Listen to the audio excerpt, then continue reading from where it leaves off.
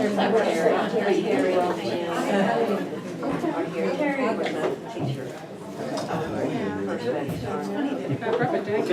let's get started. We don't have a teacher yet, but we will. Kevin is coming. I'm going to have to teach. He's teaching on Noah today. And hey, come in. Good morning.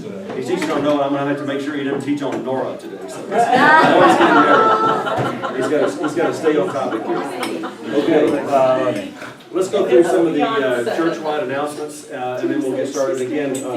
Let's start the concerns book here, if you would, Robert, on that. You see the Super Bowl of Caring that's coming up on February 4th. That's happening, and that's going to be a good thing. Great pictures of the MLK weekend inside your worship booklet as well. What other church-wide announcements do we need before we start the lesson? Church conference today. Right. Yes. First annual. And lunch provided, yeah, on that particular one. So that would be a good thing. Let's see what else we've got in here. I know that George is preaching. I heard it was a good sermon. So deacon ordination today. Deacon one, that's a good thing. Let's see. Henry, as you know, is helping out in perennials. They're struggling right now, but they're going to get more members. So that's a good thing. Well, they'll come back next year. There you go. Of course, Mike, of course. I heard that. That can be awake and sharp. That's a good one. I like it. Okay. All right. So Pretty good. I think what we need now is a teacher pretty soon. Since we're going to do A teacher. Let me give you one announcement that we may have time for at the end while we're waiting on Kevin to come in. And this is not an announcement, but Ken almost died this week after the surgery. This is an email that I got from Ken. I was in Austin this week, and I tried to call him one night, and I couldn't get through because he was moved back into ICU. But he said, my trouble started in recovery where I was held for 9 hours waiting for a room. I apparently had some internal bleeding that went undetected during the surgery. When I finally got to my room at 10 p.m., I crashed. The nurse came in at 11 to check my vital signs, and my blood pressure was 87/44. She called for the head nurse, who called for the rapid response team, and within 5 minutes he had 10 people around him. The thing that he said yesterday, I saw him in the hospital yesterday morning, he said one of the things they were so afraid about was not getting blood to the brain because of low pressure, so they made his bed go back down like this, you know, and so, which was very uncomfortable to him. Lights were right in his eyes, and he said having 10 people all around your bed didn't make him feel great either. But he said they had the surgeon on the phone and ordered me back to ICU, where it managed to stop the visible bleeding, and it meant they administered 2 units of blood. He wasn't clear whether I was going back to the OR or not, so they didn't let him eat or have any pain medication after the surgery until the next morning. And so until Tuesday morning at 9 a.m. And so anyway, he was delirious by 5:30 a.m. on that one. He finally came out of ICU. They'd given him 5 units of blood, and he was now put in room 1522. And I went to see him yesterday morning on that one, and he was just getting ready to be released. But that scared him to death on that particular one. He said the insurance company's rules were he was to go home that night after. He said had he done that, he would have bled out. So it's so fortunate to have that happen. So I wanted to read that to you on that one. So Ken will certainly remain in our prayers. And Carrie, we're so glad you're back after back surgery on that. So Ken has not indicated what we can do to help, but let me tell you, it would be a good thing for him too. His wife is not able to walk from the parking lot to see him in his room, so she had to get a wheelchair in this cold weather, you know, and all that. She was getting wheeled across from wherever it was, and that was kind of tough on them on that one too. But And she is really not able to physically, I don't think, take care of him. She's has limited mobility, as he told me last night. Yes. And so when I talked to him, I called and left word, and he actually was in the shower, and he called me back and went through the story, and he just said that, you know, he was exhausted after taking a shower, and I can understand that. But he's got tubes everywhere, he's got a catheter, and he's got the drain. And, Was it pancreatic cancer? no, Prostate. prostate, they removed the prostate. And speaking of the drain, that one of the things, he was bleeding from that drain as well. Right, and they, But that was not the major, they think there was something internal that was going on as well, but they don't know for sure, that's what unknown. We're talking about Ken's stuff? Yeah. the Yeah, citrate- He had that remote robotic Da Vinci method Yeah, surgery, right? yeah. And the weirdest thing he told me yesterday morning is, when they came out, for the first 5 or 6 hours while they were waiting on this, they had a kink in his catheter tube, Oh. and the doctor came in and saw this and read every one of them right at, because that put pressure on all those Yeah. stitches that had just been stitched up. What hospital was that? I'm gonna make sure not go there. This is Big Big Baylor downtown. Big Baylor. Who's the doctor? I don't know. You really don't know. Yeah, he was a surgeon. What is that? Yeah.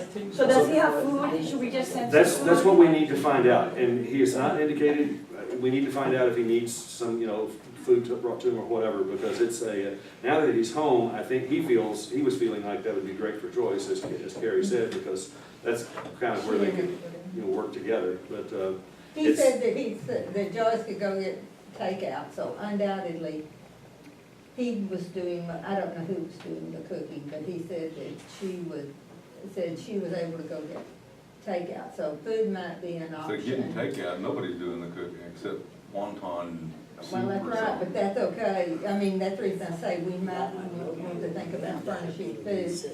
And I guess, he didn't say anything about having any home health come in, but I don't know how he's making his way to getting the showers. just Vicki, you had one of them that didn't like, yeah. Okay, do you, since we're new, do you have a list of our members of the class? Or I guess it's in the Wilshire book. Well, it's the only list we have personnel, well, we have this list of members, I can make you a copy of this.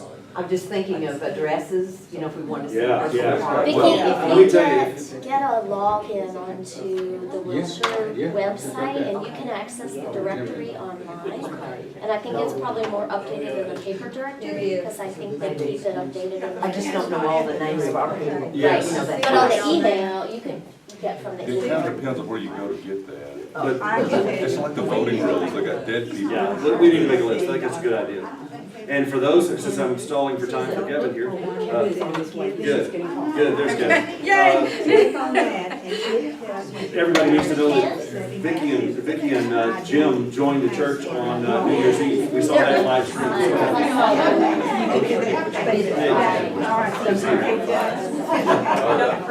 In the punctual class. Yeah, Don't forget. yes, Mike. So while we're on the subject of prostate cancer, I don't know why I've been keeping this a secret, but I got prostate cancer two years ago and had the same procedure done that Ken did. When, after my surgery, my PSA started to rise again, which means I didn't get it all. And so I had to have 39 radiation treatments. And so I'm on the bubbly right now, you might say, where you make, you see if that was effective. If the prostate cancer had not left the bed, then the radiation treatment is successful, but if it gets outside that, then it's hard to stop. And so I'm just asking for your prayers that won't happen, that it's just gone, or dormant, or whatever, but incapacitated by the radiation. Okay, well, Kevin, since you were here last week, changed our approach to give you more time. And about if you'll leave about 40 till, we'll start 40 after 10:40. Or if you need to leave earlier for that, we're gonna do our prayer requests after. So we now do that after. Oh, have so- y'all been waiting on me? So that's it. No, we're done. I haven't, my in-laws are, future in-laws are in town, so I was Yes, and we attending them this morning. we reminded George when you're teaching on Noah, not Nora today. Yes. I'll be able to work her in, I'm sure. Ask a question. I just heard this rumor that you slept late on one Sunday. Oh, And it was, you needed to get married. oh my goodness, no, yeah, that was a few months ago now. So I woke up, so I was preaching at the 8:30 service, and I had flown back the night before from Denver. So Nora's college roommate got married, and I was preaching the next morning, and I said, I'm preached the next morning, I don't know if I should go to this wedding, and she's like, it's my college roommate, like, he's your wife. He's like, so this is really cool. She has this group of 6 girls that they've been friends since college, and they all get together twice a year, which is really neat, because even my like close friends, I mean, I think we see each other every couple of years. It's like, hey, how you doing? Okay, see you in 2 years, you know. And so she was like, no, this really matters, and I really would love for you to go. And I was like, okay. So I went and I flew back. I think I landed at like midnight. And I got back and I woke. So I was preaching at 8:30. I woke up at 8:34. And I looked at my phone and I thought, Rocky Mountain. And I was like, and it was bright outside. I was like, why is it bright outside? And then I was wondering, I was like, well, I don't have a call or a text from Mark or anybody, so I guess. And then it was like 3 seconds that I had all of these thoughts, and then I realized, oh my gosh, I'm supposed to be preaching right now. So I jumped up and I texted Mark, and Mark apparently at the same time, Mark and everybody. So it was the second Sunday of Advent. So it was pretty chaotic in the narthex, and Mark was pre-surgery. So he was still on all his pain medication. So, and everybody was kind of, and the choir was really late that morning apparently, and so it was just kind of chaos, so nobody really noticed. So they all got in line. They all got in line and started processing down, and Matt Dodgerell was the one who told this side of the story. So when they got down there, they all, all stood in line, and they're standing there, and then Mark was sitting right by where I was supposed to, like, by the preacher's seat, and he kind of goes like this. He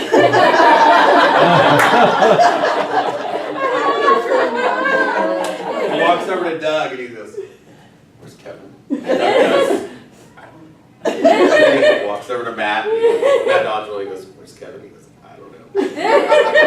And then he walks out, and right when he walked off the chancel out of the side door, I text him. So he got my text, but he comes back in, he doesn't tell anybody else. And he just stands there. So Doug is freaking out through the whole service. I'm sure. With no idea. So I get here, so 8:34 I wake up. I was at the printer downstairs in a suit, showered. I showered in 2 minutes. I've never showered in 2 minutes. And got a suit on in like 3 minutes. And then got to the printer at 8:46, and I'm standing there trying to print, and the printer is like, it's like warming up. And I'm waiting for the copier to warm up, and it won't. So I run up to the second floor. So I'm like, this doesn't work. I'm going to the second floor. I run to the second floor, and there's a note on it that says, copier out of order, please. So then I run back downstairs. Yeah, because we manuscript. So I had, I needed the manuscript. So I run downstairs to get to the first copier again. And I'm standing there, and I'm like, I don't know what to do. Like, it's like, by this point, it's like 8:55. And so usually the sermon kind of starts about 9:05, kind of. And fortunately, Dale Pride came walking in, our facilities manager. He comes in and he goes, "Hey, is everything okay?" And I'm like, "No." And I was like, I'm preaching. I can't put on my sermon. He's like, "Oh, okay." I go, "In the 8:30 service," and he goes, "Oh, now!" And he runs in his. We go into his office, and he crawls on the floor, unplugs his printer out from behind his like. He's got like a desktop computer. Plugs it in, and as soon as I plug in my laptop, the thing pops up, and it's like, "Would you like to install the printer hard drive?" And so I hit yes, and it installs. I print, I grab it, I run over, I throw my mic on. I asked Dale, I said, "I don't have a Bible on me. Do you have a Bible?" And he goes, "Well, I have my youth camp Bible from my teenager." I'm like, "That's fine, it's all the Which same." begs the question, why does he have that? Yeah, exactly. So I run out, I'm standing on the side of the chancel, I text Mark, I say, "I'm here, I'm waiting for the doxology to finish," because I hear this song, and I look at the worship guide, and it says Wexford Carol, and I'm like, it's something British, this sounds Britishy, okay? And so I'm standing there, and then Mark just texts me and says, "It's over." And I realized that Wexford Carol was a Wilshire Winds piece, not a choral piece. The choral piece is what's right before the sermon. And I was like, oh my gosh. And so I just walk out onto the chancel and I stand next to Mark, or I sit down next to Mark and I go, "I am so sorry." And Mark just goes, "You're up next." Yeah. And then, I mean, I walked out and then just said, oh, who's this for? Ken Adams. Oh. Oh, sweet. When you should have come out and the first thing you said was, have I got a story for you? Well, Yeah. you just need to get a book from Bruce McKeeper called Grin Sites. On what? Grin Sites, Grin sites? Grinsights, Grin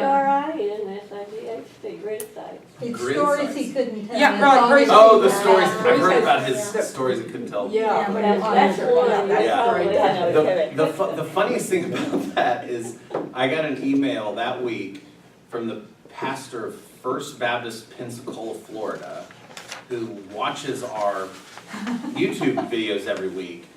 And he emailed George, Mark, and me and said, Kevin, I'm the pastor of First Baptist Pensacola. I just have to say, your sermon this week, it was one of the finest sermons I've ever. You're such a great storyteller. I really loved it. Great job. Really excited to see where you go. And I mean, he has no idea, because on the YouTube video, I just kind of walk out. And then I'm there. So Not only that, are you I gonna keep plan meeting- something like this every time you? He's a great storyteller, obviously. So I keep meaning to email him and say, okay, let me tell you the real story, what happened on the back end. That's better than Noah, let me tell you. As George told you about when he got stuck, where was it, that he took Garrett and. Oh, in El Paso, yeah. Yeah, and they got snowed in. I think so. Yeah, El Paso to the Sun Bowl, and it snowed, and all flights were canceled, so he wasn't here for Sunday morning service. But I told you about Ray Vickery and the Yeah. time that he was supposed to preach and never did show up because he didn't know he was supposed to be here for 8:30.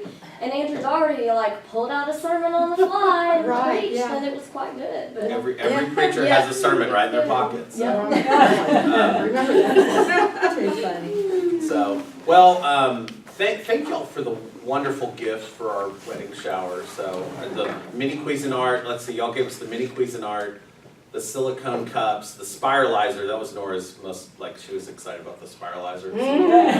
Veggie noodles and stuff like that. So we're just so excited about all the gifts. And Dennis, thank you for the socket wrench set. I don't have a socket wrench set. Yeah. He I said- told him on last his week you note- were registered at Sears, so He yeah. said, I noticed that you were registered at Sears and your pattern was Craftsman. So he got me a socket wrench set, which is great because I have a toolbox, but I don't have a socket wrench set. There you go. So that's good to have. Right? Yeah, the 'Cause groom you always have a just socket loved wrench set that, somewhere, right? right? Yeah. That'll come in handy. Well, I think this morning we are studying Noah, right? And y'all had put, Genesis 11 through 1 through 9. Y'all had put Tower of Babel up there too. Well, this is one of my favorite stories of the Bible for a few reasons. One, it is often taught as a children's story, and it is hardly a childish story. It's a very dark story, in fact. But we're gonna read this together, and I'd actually like to start a little bit. We're going to start actually a little bit before Noah, so we're going to start in 6:1. But let's go ahead and go through and read 6:1 through 8, and maybe we could read, somebody read a couple of verses, and we'll kind of just pass down the line. Travis, do you want to start and read verses 1 and 2, and then we'll just move on down? When people began to multiply on the face of the ground, and daughters were born to them, the sons of God saw that they were fair, and they took wives for themselves of all that they chose.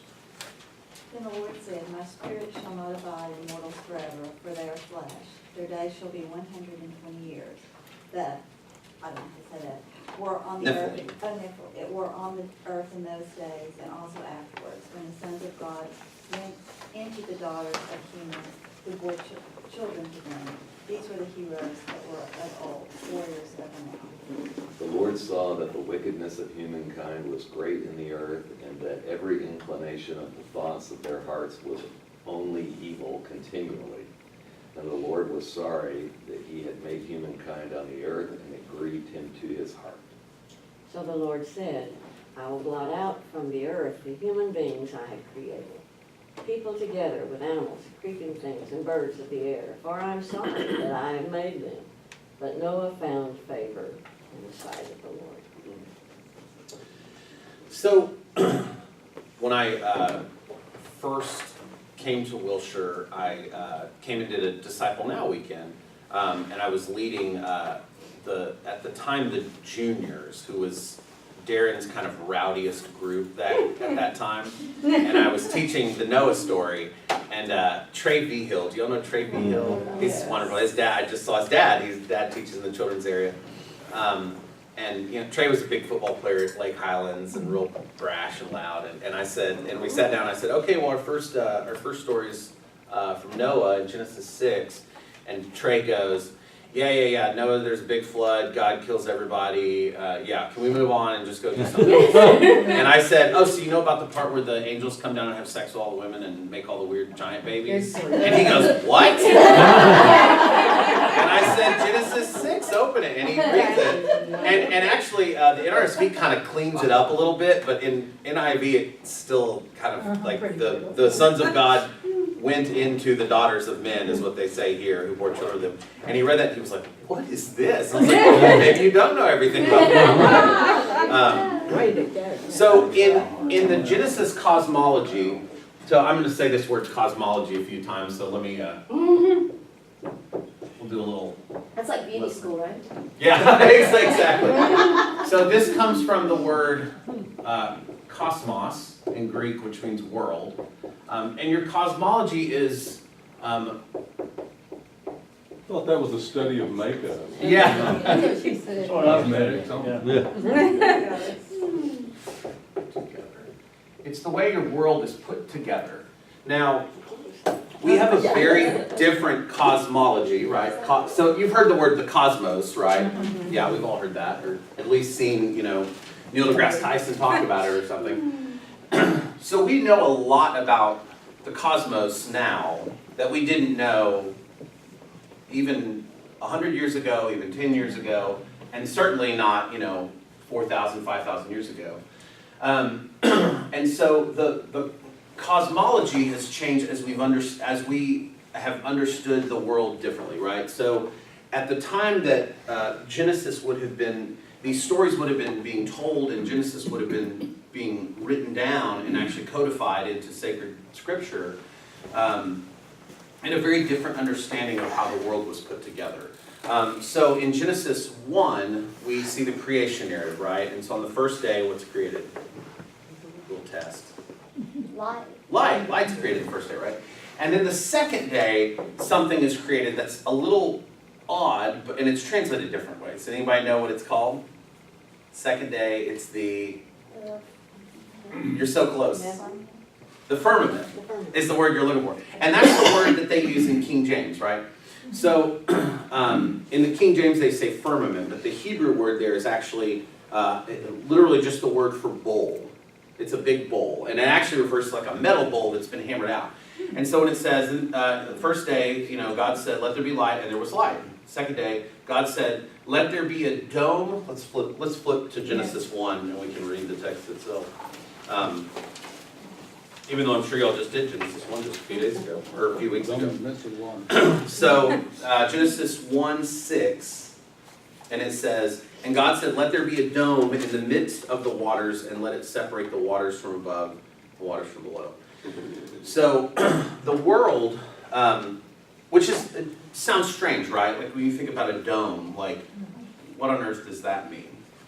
And so, in the ancient Near East, so all of this area, well, over here, right here, you know, there were a few nations that were really good at shipbuilding, but mostly, as you would imagine, they lived along the coasts, right? And so at the time that Genesis is being finally actually written down, the stories are being passed along, but many of the people that live inland they don't really tread out into the water. And so the water is this wild, chaotic, terrifying place. And when you look off to the horizon, what color's the sky? It's blue. And you look at the water, and what color's the ocean? The Mediterranean Ocean specifically. Blue. So you see, hey, it's prettier than the Gulf of Mexico. You know, so, things to know that. And the oceans were brown. That's the Texan version of Genesis. And it looked like the ocean connected to the horizon, which connected to the as they called it, the vault or the sky. And so the dark waters of Genesis 2, where it says, and the earth was formless and void, and the darkness covered the face of the deep, while the wind of God swept over the face of the waters. There's this image of the waters as this chaotic, non-creative space. This space where nothing can really exist except for maybe like sea monsters or something terrifying. So for an ancient Jewish person, there's nothing more terrifying than the ocean, right? Because it's big and it's vast. Mainly because they don't understand it.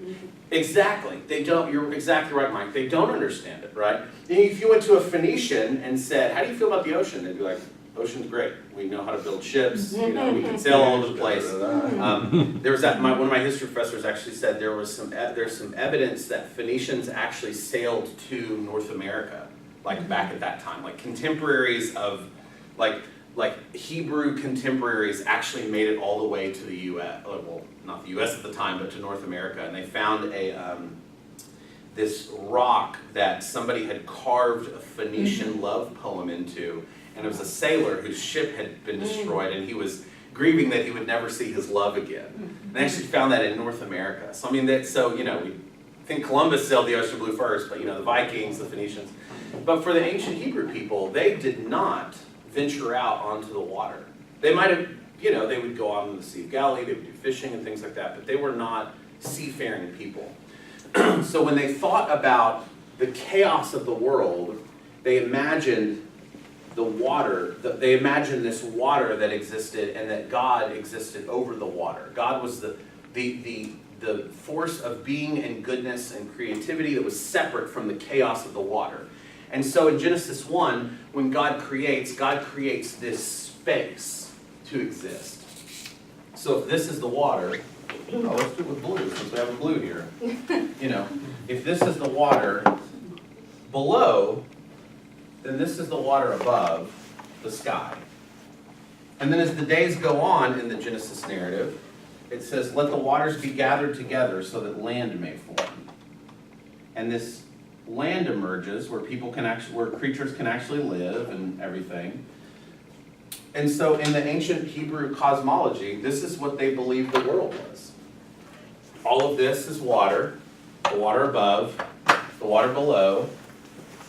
There's an underworld down here, right, where people go when they're dead, and that heaven is actually physically above. It's a very different way than we see the world put together, right? Because we know that if you got in a spaceship from here and just kept going, you would actually just keep going, until you ran out of fuel, and then you're just stuck in space.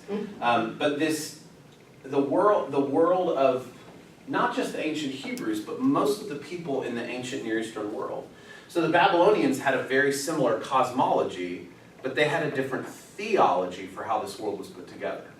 So the way the Babylonians believed was that there was a god named Marduk, the king of the gods. He wasn't the king of the gods yet, and a goddess named Tiamat. And Tiamat was a water goddess, and she was actually a dragon that lived, a sea creature. You'll see in Job they talk about the Leviathan. There's this kind of reference to this sea creature that they're referring to this goddess Tiamat as this as this being.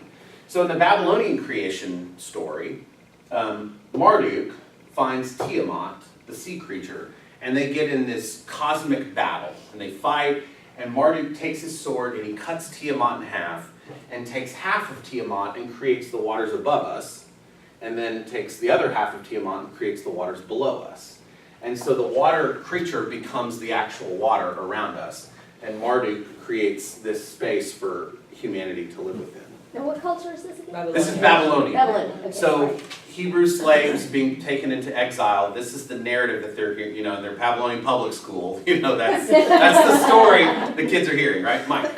What pharmaceuticals were these people on when they pulled That's a great question. Whatever they had in the Middle East at the time. Poppy seeds. Yeah, lots of poppy seed muffins. There you go. So this is a very different creation story than what we have. What's interesting is that the cosmology is the same, the way the world is put together, because the writer of Genesis says that there's waters above and there's waters below. And then in the Noah story, you actually see, it says, and the windows of the heaven open up and water starts coming down from above and below. But the difference, theologically, is that the God of Babylon creates through violence. And not only violence, but violence against women. But the God of the Bible creates with words. Let there be light. And there's light. Let there be a dome to lift the waters up so that there can be space for life to exist. I love the idea, it dawned on me years ago, that the first thing that we ever confess about God in the Bible, in the Apostles' Creed, and all the creeds, is before we ever say anything about God being loving or just or merciful, we confess that God is creative. In the beginning, God created the heavens and the earth. I believe in God the Father Almighty, maker of heaven and maker of earth. We confess God's creativity before we confess anything else about God, which I just think is so lovely. So in the Noah story, well, and in the first few chapters of the first 11 chapters of Genesis, we see this beautiful world that God has created that's good, very good, tov meod. We see it all kind of going awry. And it all begins with the two humans, the Adam and the Eve, standing in the garden, doing what they were, doing the one thing they were told not to do. And then we see the brothers violating, Cain destroying, violating, murdering his brother Abel. And then we get to this narrative, the Noah narrative. And the precursor to this Noah narrative is that these weird creatures, these sons of God, whatever these are, come down and start mixing with humans. And there's this mixing that happens that is polluting this divine order that God has structured. That the beings from above don't belong with the beings down here, and the beings down here don't belong with the beings down here. Which you kind of have to put yourself in this like different cosmology worldview to see this, right? I mean, this is not a heliocentric world where the sun. We understand that the sun is the center of the solar system, and we're all spinning around the sun. I mean, the sun is actually, and in the Egyptian myth specifically, the god Ra is the sun god who lives underneath the earth and comes above every day, right? Apollo does the same thing in Greek myth, right? Apollo rides his chariot, the sun across the sky every day. So it's a different way of seeing how the world is put together. But I think the question that Genesis is always answering is not how the world is put together, but why was the world put together? And who put the world together? And that answer is not a God who creates out of violence, but a God who creates out of words and love and creativity.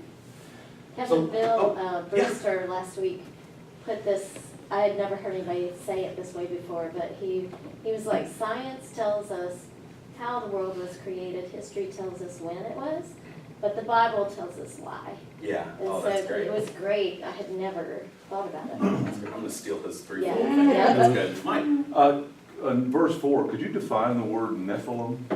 Nephilim, yeah. So the word Nephilim, let me go back to chapter 6, refers to essentially this kind of race of giants. So it says here the heroes of old. And so the Nephilim are these giants that are in the story, like Samson kind of comes from Or the Goliath Nephilim. or something like Yeah, that? Goliath and those Okay. things. Yeah, Goliath, not Samson, sorry. Yeah, Goliath is considered one of the lineage of that strange being that comes along. Now, it's such a strange part of the text. It's so strange. And scholars debate, like, what on earth does that even mean?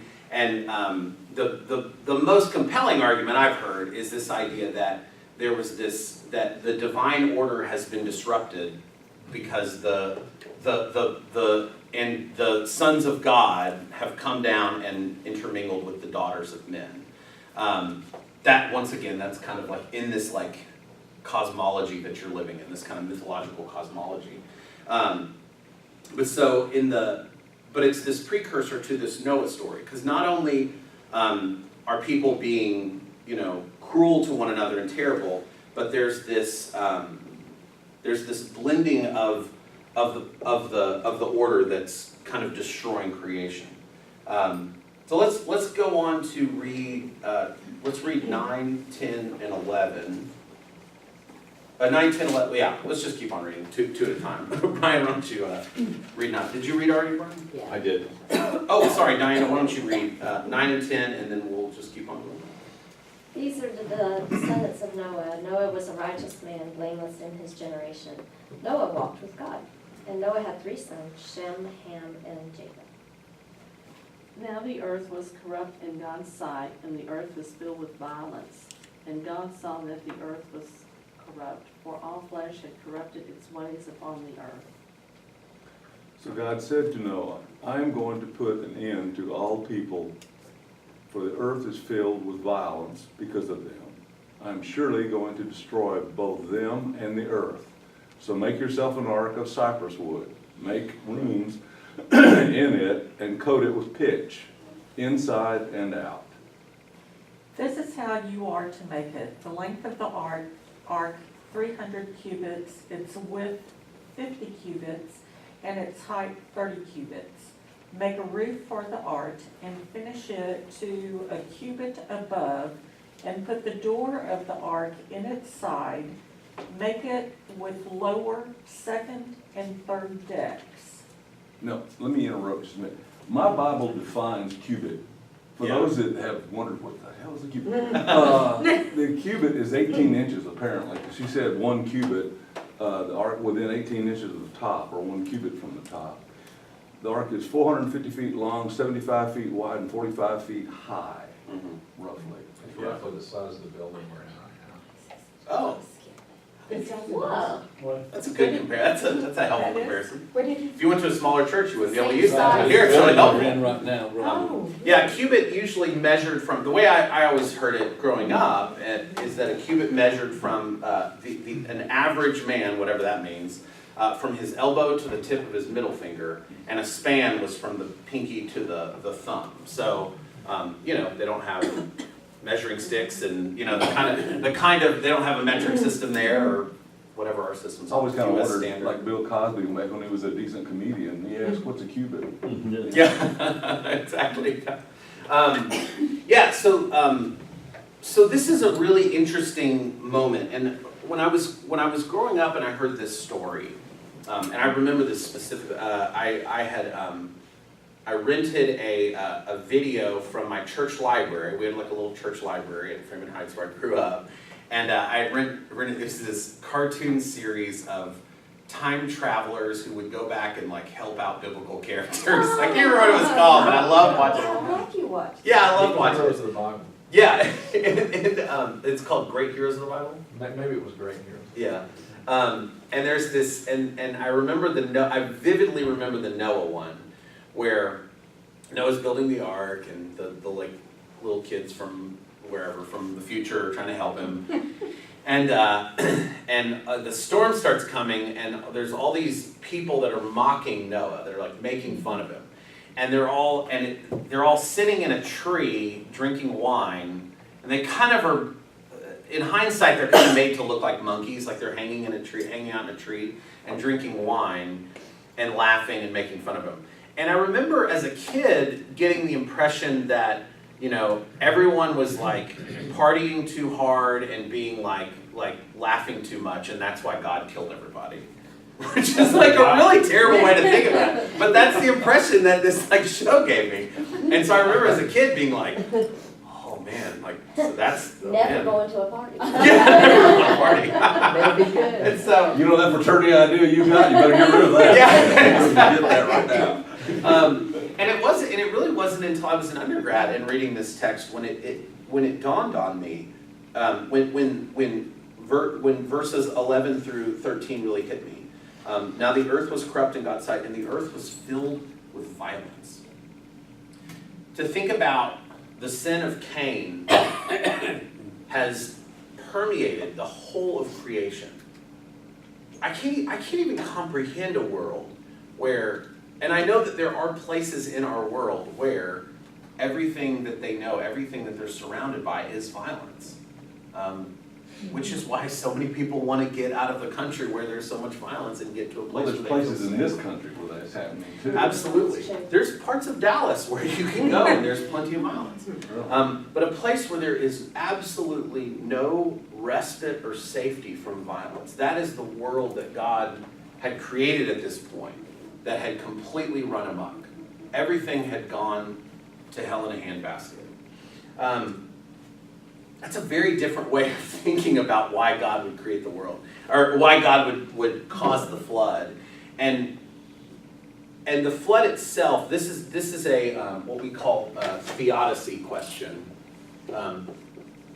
Theodicy is a nice $5 theological word for the defense of God, or the judgment of God. So you think like jurisdiction and theo God. And it's this idea of in theodicy in theodicy studies we're asking the question, why would God allow something so evil to happen? If God is all good and God is all powerful, then why would God allow children to be abused? Why would God allow poverty to be so devastating around the world? And with theodicy, sadly, there's not a lot of answers that we get sometimes.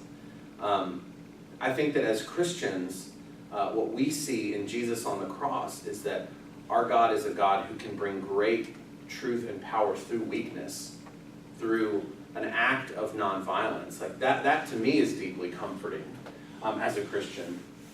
But when we look at the flood story, it's a really hard story to deal with. Why would God allow something like this to happen? And I'll never forget my Old Testament professor Travis Frampton when he talked about the flood narrative with us, and he said, when God created, the world was the world was completely this chaotic water where there was no space for life to exist, right? Because they're not a seafaring people. Water is terrifying and chaotic. And he said, and he had these huge hands. He was of Norwegian descent, so he was like this tall and had hands like a tennis racket. And he said, and God blew a bubble into creation big enough for life to exist. Mm-hmm. And then as humans began to destroy each other and destroy the very creation that God had given us as a gift, God stepped away. And as God stepped away, the waters returned. Mm-hmm. But the waters came back small enough, there was just enough space left for one little boat with one little family and all the animals. But I have trouble understanding why it is that if you narrow the population down into 2 people, and then it grows again, that the narrowing of that population somehow changes who humans are. Mm-hmm. Something has to happen more than just that to get us on a different path. Yeah. There's you mean with Noah and his wife, and their sons and his daughters-in-law. Yeah, that's and it's and as it says in the story, it says that God looks and finds Noah as the only righteous one. He's the only good man left. But it is, what's interesting about this story to me is that it is not that God, in the end, starts over again with Noah, but it's that what we're going to see here in, maybe we'll jump forward a little bit. And let's jump forward to 8 verse 20, since we're, we have about 10 minutes left. 8 verses 20. Somebody read, whoever's next, read 20, 21, and 22. That little paragraph. Then Noah built an altar to the Lord and took of every clean animal and every clean bird and offered burnt offerings on the altar. And when the Lord smelled the pleasing odor, the Lord said in his heart, I will never again curse the ground because of humankind, for the inclination of the human heart is evil from youth, nor will I ever again destroy every living creature as I have done. As long as the earth endures, seed time and harvest, cold and heat, summer and winter, day and night shall not cease. It's so interesting to me that the most fascinating part about this story is not just that God kind of pushes restart on creation, but that God makes this promise to never do that again. That there's this promise that comes, and that God marks this with the rainbow, right? And I love the image of, I think about like, you know, a mom and a daughter in ancient, you know, Middle East, standing there, sitting around a fire or watching after a rainstorm and seeing this rainbow, and the daughter saying, Mama, what is that? And the mom saying, well, that's how God promised.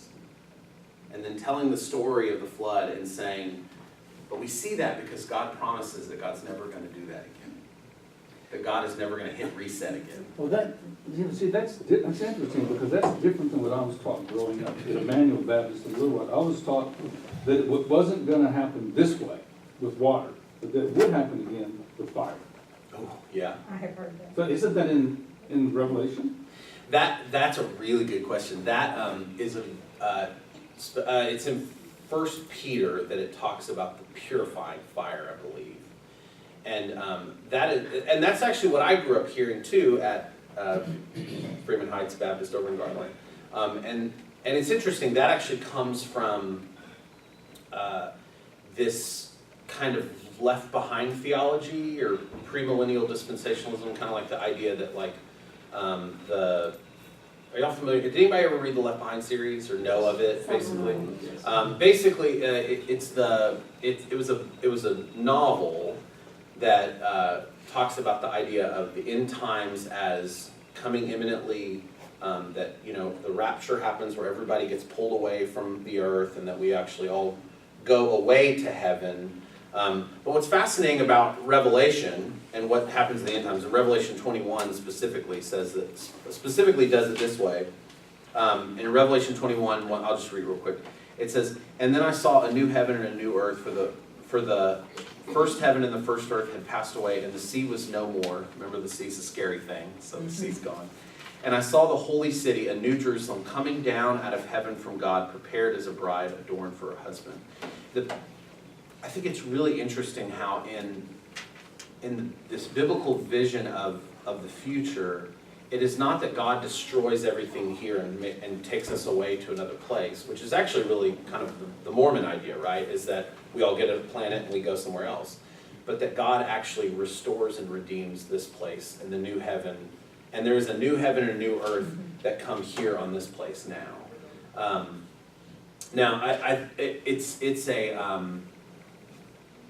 It's a really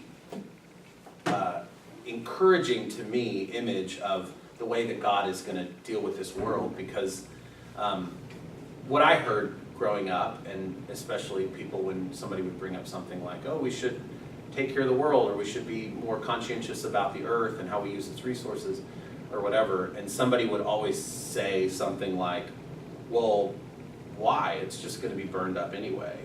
You know, when God takes us all the way to heaven, which is the language we get, right? I'll fly away, O glory, right? We get that kind of language. But that comes out of a very specific theological tradition from the 1800s, the revivalism tradition, where the world was so terrible. So you think about like revivalist preaching, you think about somebody living in Oklahoma and West Texas during the Dust Bowl, and the world has been destroyed. Your world's been destroyed at least, right? I mean, because it's not like they can pop on Twitter and say, oh, look how green it is over in Kentucky. I mean, so the theology began to be shaped by their experience of the world, which was that the world was being destroyed.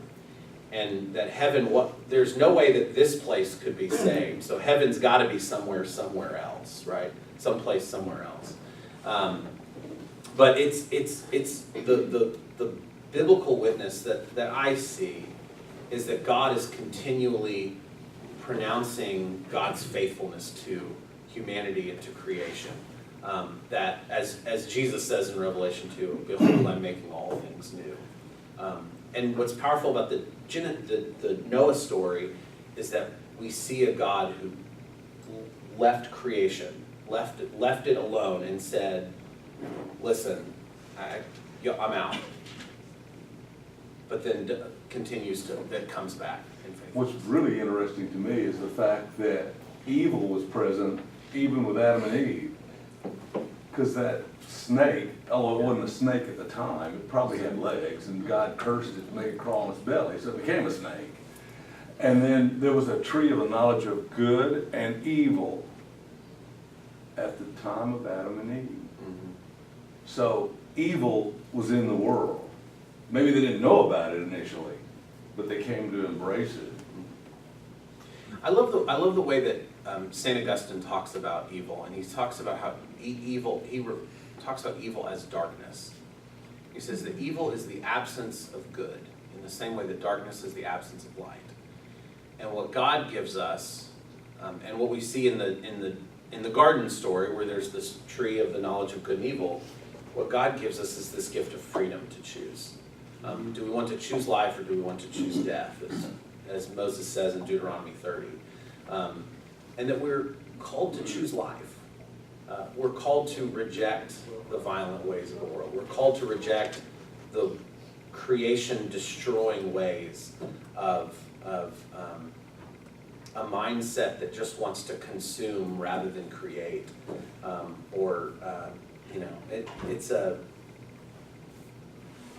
I don't know, but this is a really hard story. I've also heard some people say, if God doesn't judge us harshly, he's going to have to apologize to all those people he killed back then in the flood. Well, we do see the Old Testament a lot as judgment. But I kind of see these stories, Noah, and of course I've taught young children, so, but Noah and Moses and Jesus, all these stories are God. It's new beginnings. Yeah. You know, it's a new start. He's always creating. Yeah. It's not like it's just one thing and he decides to get one man. Yeah. I mean, it's throughout the whole scripture.